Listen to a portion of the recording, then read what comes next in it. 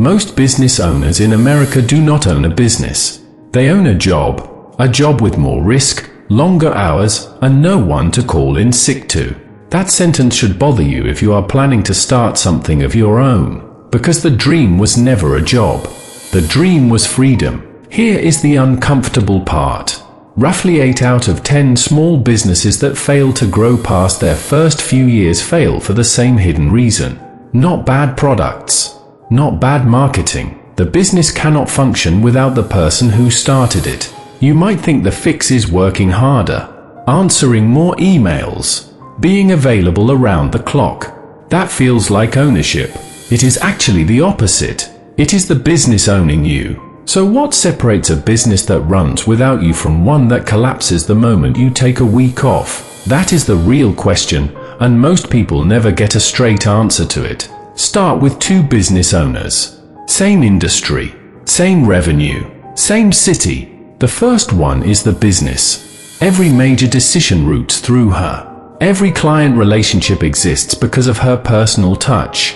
If she gets sick for 2 weeks, revenue drops.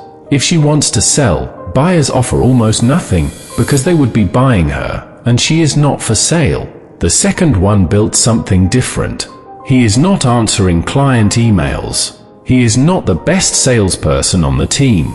His business runs on documented systems, a trained team, and decision rules that do not require his brain in the room. If he disappears for a month, the business barely notices. Same industry, same revenue, wildly different value, wildly different life. This is the distinction most people miss when they imagine owning a business. They picture more control. What actually creates freedom is less personal involvement, replaced by something that scales without you. Business consultant Michael Gerber described this gap decades ago in his research on why small businesses fail. Most people who start a business are skilled at the work itself, cutting hair, fixing code, closing sales. They mistake being good at the job for being good at building a company. Those are not the same skill. One makes you a highly paid employee of yourself. The other makes you an owner. Here is where it gets more interesting and more relevant to your own money. When a business gets valued for sale or for investment, buyers are not paying for how good you are. They are paying for how replaceable you are.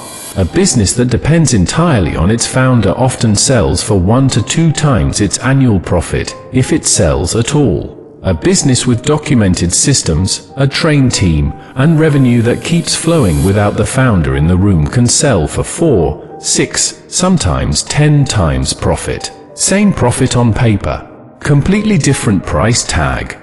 The difference is not the number in the bank account. The difference is whether the machine can run without the person who built it. That is the part almost nobody explains clearly. You are not just building income, you are building an asset. And an asset, by definition, has to be able to exist without you standing next to it every second. So how do you actually build that? Not in theory, in practice. It starts with documenting the decisions you make, not just the tasks you do. Most owners write down how to do a task. Fewer write down how they decide what to do next.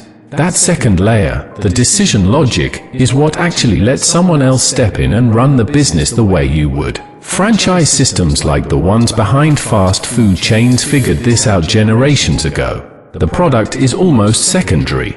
The real product is the system, documented so precisely that an 18-year-old on their first job can follow it and get consistent results. Next comes something most founders resist: hiring people to replace pieces of yourself, not just to add labor. If you are the best salesperson, your job is not to keep selling forever. Your job is to build the training, the script, the process that lets someone else sell nearly as well as you do. That single shift, from doing the work to building the system that does the work, is the actual line between a job and a business. And now there is a new layer to this story, one that did not exist even 5 years ago. Software and AI tools can now absorb a meaningful share of the operational decisions that used to require you personally. Scheduling, first draft customer responses, inventory reordering, basic financial reporting. These used to be reasons an owner could never fully step away. Increasingly, they are tasks a system can handle with your oversight instead of your constant presence. That does not remove the need for judgment. It does mean the ceiling on how far you can remove yourself from daily operations keeps rising. None of this means removing yourself from the business entirely, or that you stop caring about it. It means changing what you are personally responsible for, from doing to designing, from being the engine to being the architect. There is a quiet cost to skipping this step.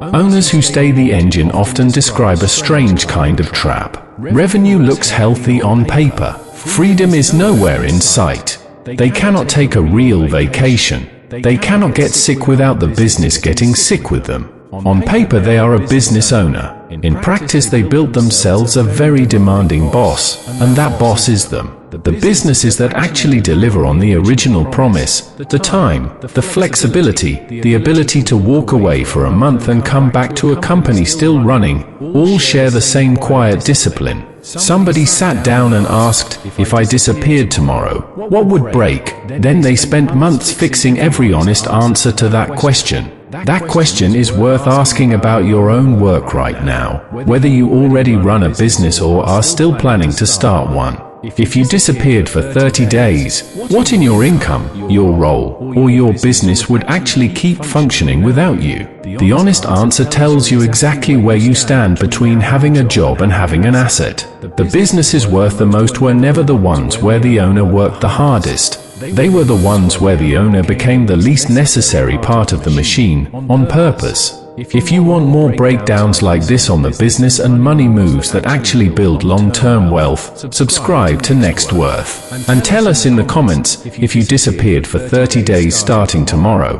what is the first task in your work or business that would fall apart? The dream was never the job you built for yourself. The dream was the business that no longer needs you to survive.